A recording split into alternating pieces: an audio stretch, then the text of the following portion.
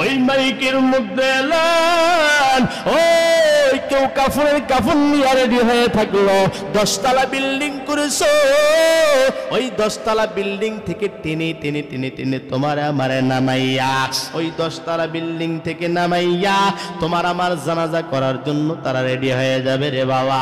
শরীরের মধ্যে যত দামি পোশাক, সব পোশাকগুলো টেনে টেনে খুলবে, পুরাতন পোশাকগুলো পরাইয়া তোমারে আমারে গোসল দিয়া মসজিদ থেকে খাটনি লইয়া ওই খাটনির উপর চড়াইয়া তোমারে আমারে বিশাল বড় একটা মাঠের মধ্যে নিয়ে যাওয়া হবে। ওই মাঠের মধ্যে জানাজা করিয়া ওই মা ওই বাবারে কতদিন হলো বাঁশবাগানে কবর দিয়ে এসেছো, ওই মায়ের কোনো খবর না, এই বাবার কোনো খবর নাই।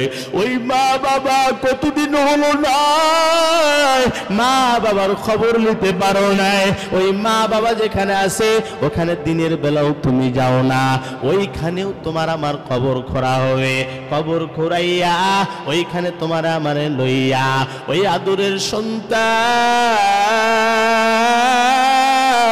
ওই আদরের ভাই, ওই আদরের মামা, ওই আদরের বাবা আমার কবরের মধ্যে দিয়া সুন্দর করে মাটি দিয়া ওখান থেকে যখন সবাই চলে আসবে ওই কবরের মধ্যে আযাব হবে, কেউ আর দেখবে না।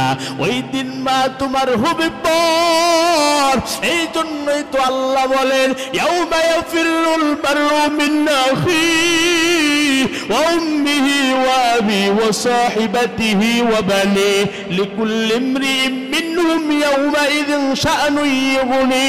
ওই দিন মা তার সন্তানকে চিনবে না, সন্তান তার মারে চিনবে না, বাবা তার সন্তানকে চিনবে না, সন্তান তার বাবারে চিনবে না।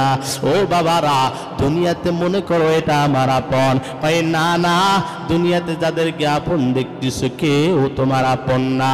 এই জন্য আল্লাহর দরবারে বেশি বেশি বেশি বেশি কান্না করো রে মালিক। আমার মতো গুনাহগার কেউ নাই, আমার মতো নাফরমান কেউ নাই, আমার মতো বেঈমান কেউ নাই। ও আল্লাহ, দয়া করে মায়া করে জীবনের সব গুনাহগুলো মাফ করে দেন রে মুমিন। এই জন্য আল্লাহর দরবারে বেশি বেশি দোয়া করো, আল্লাহ মুত্তাকিনা বানাইয়া মৃত্যু দিও না, ঈমানওয়ালা না বানাইয়া মৃত্যু দিও না রে মালিক। এই জন্য আল্লাহ বলেন এই শুধুমাত্র কোরআনের কারণে রমজান মাসের দাম আমি আল্লাহ বেড়ে দিয়েছি। এই শুধুমাত্র রমজান, শুধুমাত্র কোরআনের কারণে কদরের রাতকে আমি আল্লাহ 1000 মাসের থেকে উত্তম করেছি। শুধুমাত্র এই কোরআনের কারণে আমি আল্লাহ পাক রব্বুল আলামিন আখিরে জামানার পয়গম্বর জনাবে মুহাম্মদ রাসূলুল্লাহ সাল্লাল্লাহু আলাইহি ওয়াসাল্লামের দাম বেড়ে দিয়েছি। আরে মুমিন, তুমি আমিও যদি এই কোরআনকে যদি ধরতে পারি, এই কোরআনকে যদি ধরতে পারি, কোরআন অনুযায়ী যদি বান্দা চলতে পারে, আল্লাহ বলেন তোমারও দাম আমি আল্লাহর কাছে বেড়ে যাবে। এই কোরআনকে তো চেয়েছিল ও আবু জাহিলের গোষ্ঠীরা কোরআনকে জমিন থেকে মুছে দেবে। আল্লাহ বলেন সাবধান, ওয়া মাকারু ওয়া মাকারাল্লাহু ওয়াল্লাহু খায়রুল মাকিরিন। তোমরাও পরিকল্পনা করো, আমি আল্লাহ পরিকল্পনা করি, কিন্তু সাবধান, তোমাদের পরিকল্পনা একদিন শেষ হয়ে যাবে আর আমি আল্লাহর পরিকল্পনায় হবি সফল। আরে নবীর উম্মতের দল, এই কোরআন যারা মানবে, এই কোরআন অনুযায়ী চলবে, তাদের দাম আল্লাহর দরবারে কেমন জানেননি?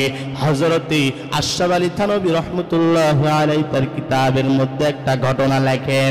ওই ভারতের জমিনে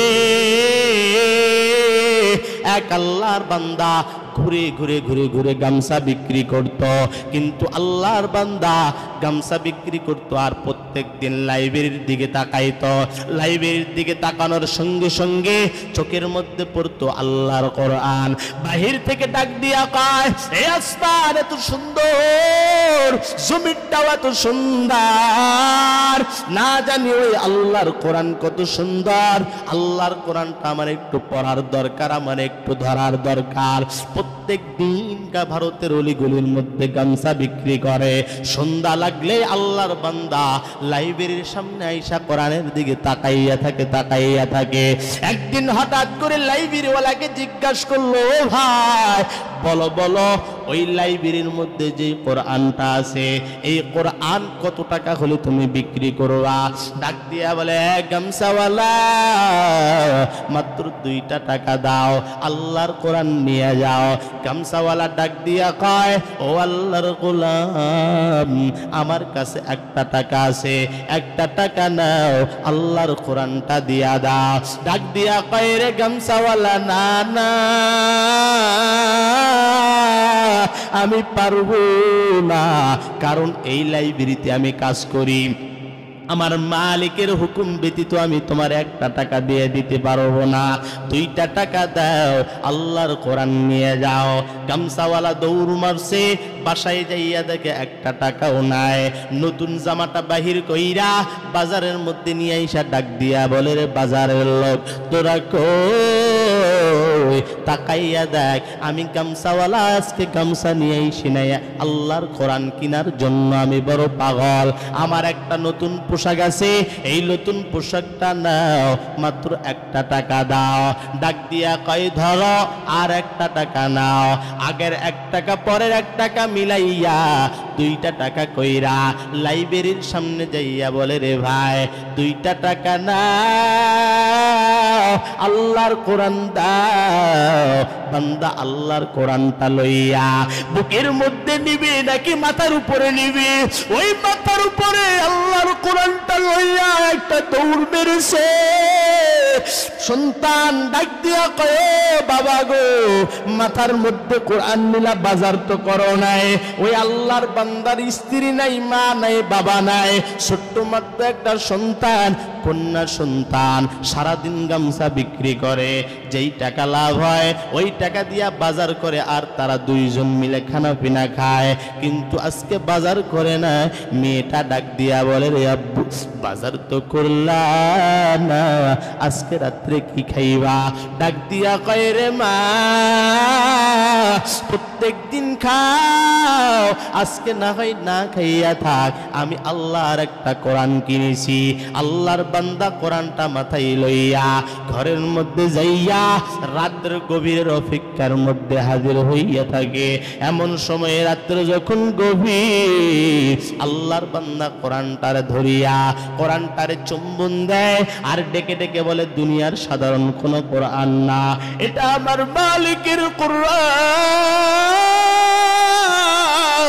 আসমান যদি হয় এত সুন্দর, জমিনটাও যদি হয় এত সুন্দর, আল্লাহর কোরআনটাও যদি হয় এত সুন্দর, না জানি আমার আল্লাহ কত সুন্দর। ও আল্লাহ তোমার কোরআন এত সুন্দর, আমি তো পড়তে পারি না। একবার চোখের সঙ্গে লাগায় ডাক দিয়া বলে, এটা আমার মালিকের কোরআন। বুকের সঙ্গে লাগায়, এটা আমার মালিকের কোরআন। মাথার মধ্যে দেয়, জোরে জোরে বলতে থাকে, এটা আমার মালিকের কোরআন, এটা আমার মালিকের কোরআন। ওই কোরআনের পৃষ্ঠাগুলো উল্টায়া উল্টাইয়া আল্লাহর বান্দা পড়তে পারে না, চোখের পানি ফেলাইয়া কান্নার আওয়াজ, এটা আমার মালিকের কোরআন। এই কোরআন যদি হয় এত সুন্দর, না জানি আমার আল্লাহ কত সুন্দর। কোরআনটা উল্টায়া উল্টায়া চোখের পানি ফেলায় ফেলায় কান্না করে। একদিন যায়, 2 দিন যায়, হঠাৎ করে আল্লাহর বান্দার ইন্তেকাল হয়ে গেল। সন্তানটা কান্না করে, তোরা তাকাইয়া দেখ আমার বাবার জমিনের মধ্যে নাই, আমার বাবার ইন্তেকাল হয়ে গেল। এরে গ্রামবাসী তোরা কই, আমার বাবা আর নাই, আমার মা নাই, আমার বাবাও নাই, আমার দুনিয়াতে কেউ নাই। আমার তো মা নাই, মাকে আমি মা মা বলে ডাকতে পারি নাই। আমার তো দাদা নাই, দাদারে দাদা দাদা বলে ডাকতে পারি নাই। আমার তো নানা নাই, নানি নাই, আত্মীয় নাই, যারে তারা আমি ডাকবো। আমি আমার বাবারে বাবা বাবা বলে ডাকতাম, আমার তো আজ থেকে বাবাও তো জমিন থেকে বিদায় নিয়ে চলে গেল, গ্রামবাসী তোরা কই, তাকায় দেখ আমার মা নাই, আমার বাবা নাই। সবাই সঙ্গে সঙ্গে হাজির হয়ে গেল। ডাক দিয়া কয়, রে মেয়ে, এতদিন তুই এইভাবে কান্না কোনোদিন করো নাই, আজকে হঠাৎ কেন কান্নার এত আওয়াজ? ডাক দিয়া কয়, তাকাইয়া দেখ আমার বাবা দুনিয়ার জিন্দগিতে আর নাই। কান্নার রোল পড়ে গেল। গ্রামের লোকজন কেউ মসজিদের মধ্যে এলান দেওয়া শুরু করে দিল। ডাক দিয়া কয়, রে মেয়ে, কান্না করবি না, কারণ তোর বাবা মারা গেছে, আর কোনো দিন ফিরবে না। ডাক দিয়া কয়, রে গ্রামের লোক, আমার মা নাই, আমার বাবা নাই, আমি আজ থেকে কারে বাবা বাবা বলে ডাকবো? আমার তো মা ছিল, মা নাই, আমার তো বাবা একটাই ছিল, আমার বাবাও নাই। গ্রামবাসীরা ডাক দিয়া কয়, রে মেয়ে, কান্না করবি না, আজ থেকে আমরাই তোর বাবা, আজ থেকে আমরাই তোর মা। ডাক দিয়া কয়, না না, আমার বাবারে বাবা বলে ডাকলে আমার বাবা যেমন ভাবে সাড়া দিত তোমরা কি তেমন ভাবে দিবা নাকি?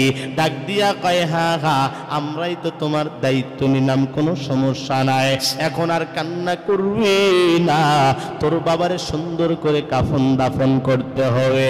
এরে নরসিংদীর মুসলমান শোনো, বর্তমান যুগের মধ্যে উলামায়ে কেরামের অভাব নাই, বর্তমান যুগের মধ্যে হাফেজ আলেমের কোনো অভাব নাই, কথা বলেন ঠিক কিনা?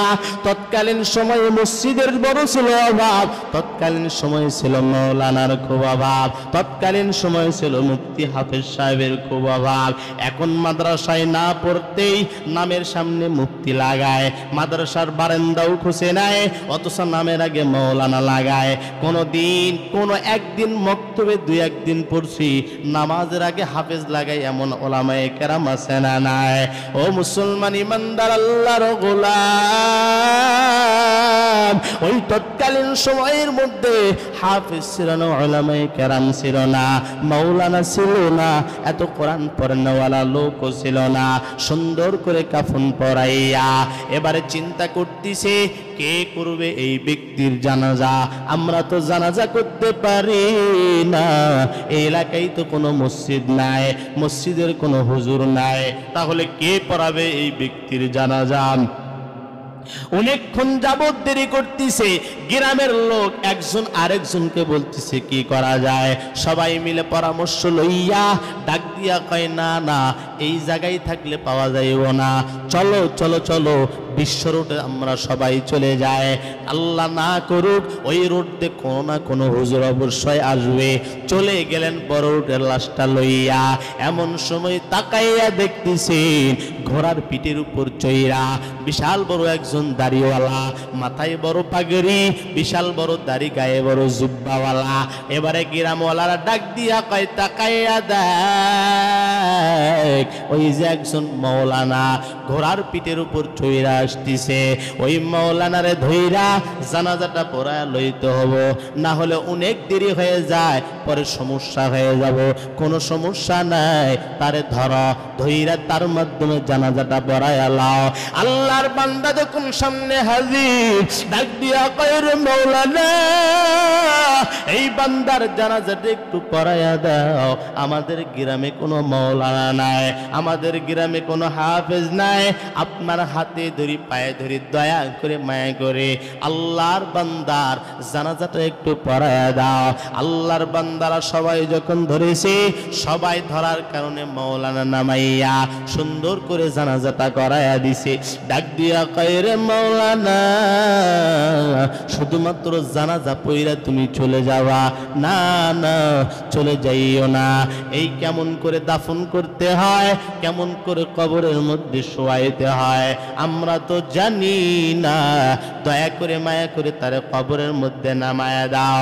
ওই কবরের মধ্যে নামাইয়া সুন্দর করে মাটি দিয়া মাওলানা যখন বিদায় নিয়ে চলে যাবে, ডাক দিয়া কয়, রে মাওলানা, নামাজ পড়াইলা, মাটিও দিলা, কবরের মধ্যে শোয়াইলা, এরে মাওলানা পরিচয়টা কি দিবা না? ডাক দিয়া কয়, রে গ্রামবাসী, তোমার পাশের এলাকায় যে থানা, ওই থানার বর্তমান ওসি সাহেব হলাম আমি। জোরে বলেন সুবহানাল্লাহ। বর্তমানে পুলিশগুলো দেখেন ঘুষখোর আর সুদখোর, কথা কন ঠিক কিনা? আর তৎকালীন সময়ে পুলিশ ছিল বড় আল্লাহওয়ালা, বড় মাওলানা, বড় বুজুর্গ ব্যক্তি। ডাক দিয়া কয়, ঠিক আছে তুমি যাও, প্রয়োজন হইলে আমরা তোমাকে ডাইকা নেব, সমস্যা নাই। এমন সময় যখন আল্লাহর বান্দা যখন থানার সামনে যখন চলে গেছে, পকেটের মধ্যে হাত ঢুকায়া দিয়া তাকাইয়া দেখে তার যে কার্ডটা ছিল এই কার্ডটা আর নাই। আল্লাহর বান্দা চিন্তার মধ্যে পড়ে গেল, আমার কার্ড ছিল, কার্ড নাই, আমি তো এখন থানায় ঢুকতে পারবো না, আমার কার্ডটা কোথায় পড়ে গেল? চিন্তা করতে করতে করতে আল্লাহর বান্দা ভাবতেছে, মনে হয় কবরের মধ্যে আমার কাটটা পড়ে গেছে। আল্লাহর বান্দা ওই গ্রামের লোকজনদেরকে ডাক দিয়া কয়, আরে গ্রামের মানুষ, ওই কবরের মধ্যে কাটটা পড়ে গেছে, তুলতে হবে। গ্রামের মানুষ সবাই মিলে বলে, আপনি হলেন মাওলানা, যা ফতোয়া দিবেন বর্তমানে সেটাই জায়েজ, চলেন সবাই মিলে কাটটা আপনারে উদ্ধার করে দেয়, যেহেতু আপনি আমাদের বড় উপকার করেছেন। আল্লাহর বান্দারা সবাই মিলে যখন কবরের পাশে চলে গেল, মাওলানা দুইটা বাঁশ সরাইয়া কবরের মধ্যে যখন উকি দিয়েছেন, আল্লাহু আকবার বলে অজ্ঞান হয়ে গিয়েছে। ডাক দিয়া কয়, কি রে? এই মাওলানা কবরের মাথা ঢুকে দেওয়ার সঙ্গে সঙ্গে অজ্ঞান হয়ে গেল কেন? সবাই মিলে টাইনা বাহির করিয়া মাথার মধ্যে পানি দিয়া ডাক দিয়া কয়, রে মাওলানা হঠাৎ কেন অজ্ঞান হয়ে গেলা? হঠাৎ কেন জ্ঞান হারাইলা? ডাক দিয়া কয়, রে গ্রামবাসী, এই যেই বান্দা মারা গেছে, এই বান্দার মা আসেনি? কয় না। বাবা আসেনি? কয় না। এর মা নাই, বাবা নাই। কয় কে আছে? এর ছোট্ট একটা মেয়ে আছে। কয় চলো চলো চলো, তার মেয়ের কাছে আমার লইয়া যাও। পর্দার এক পাশ থেকে আরেক পাশের মধ্যে কথা হইতিছে, আরে আম্মা জান, বলো বলো না, তোমার বাবা কি এমন আমল করত? ডাক দিয়া কয়, রে হুজুর, আমার বাবার কোনো আমল আমি দেখি নাই। আমার বাবা তো একজন গামছাওয়ালা, অলিগলির মধ্যে ঘুরে ঘুরে ঘুরে ঘুরে সারাদিন গামছা বিক্রি করত। তবে হুজুর ভালো করে শুনে নেন, আমার বাবা মৃত্যুর কয়েকদিন আগে একটা কি যেন একটা কোরআন, এই কোরআনটা নিয়ে আইসা ওই রাত্রেবেলা গুনগুন করে কান্নার গুনগুন গুনগুন করে কান্না করত। এটা আমার মালিকের কোরআন, এটা আমার আল্লাহর কোরআন।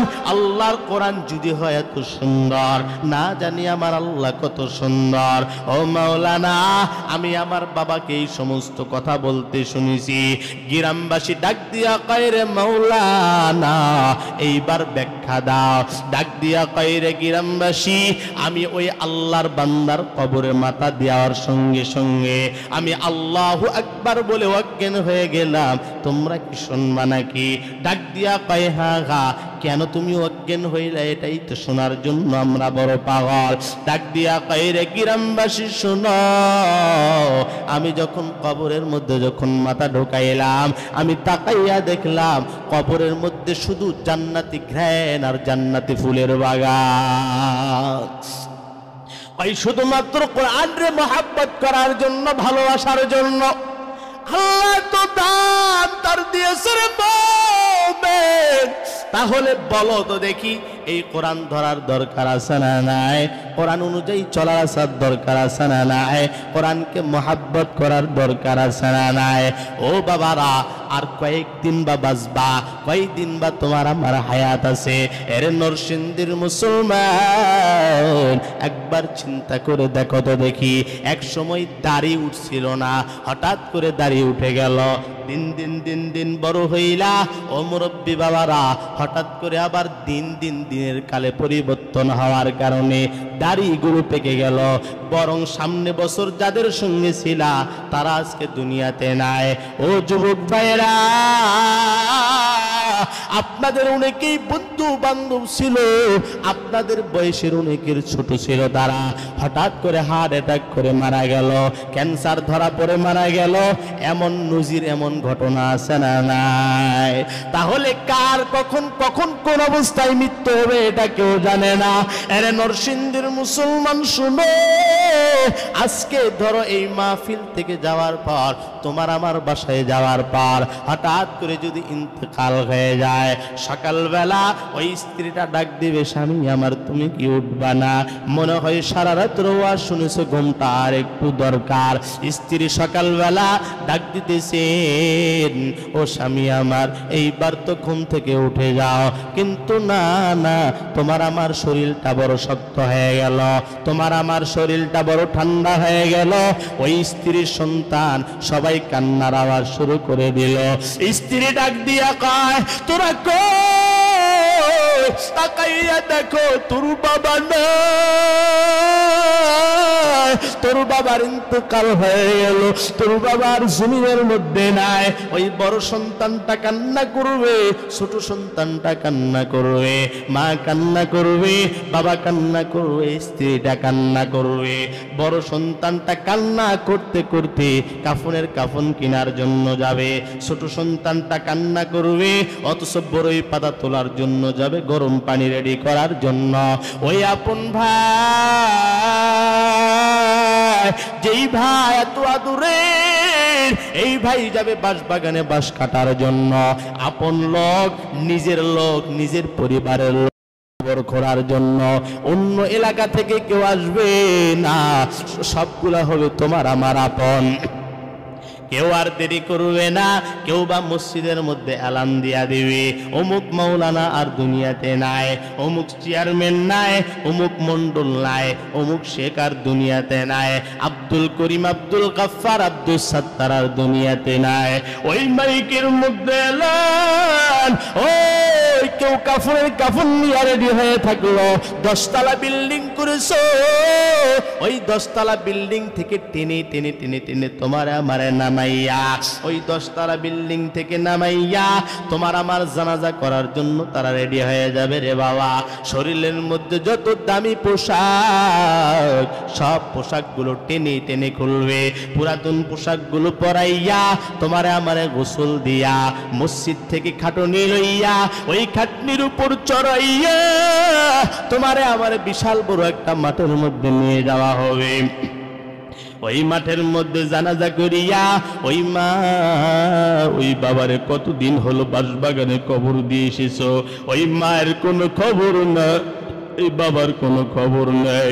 ওই মা বাবা কতদিন হলো নাই, মা বাবার খবর নিতে পারো নাই। ওই মা বাবা যেখানে আছে ওখানে দিনের বেলাও তুমি যাও না, ওইখানেও তোমার আমার কবর খোঁড়া হবে।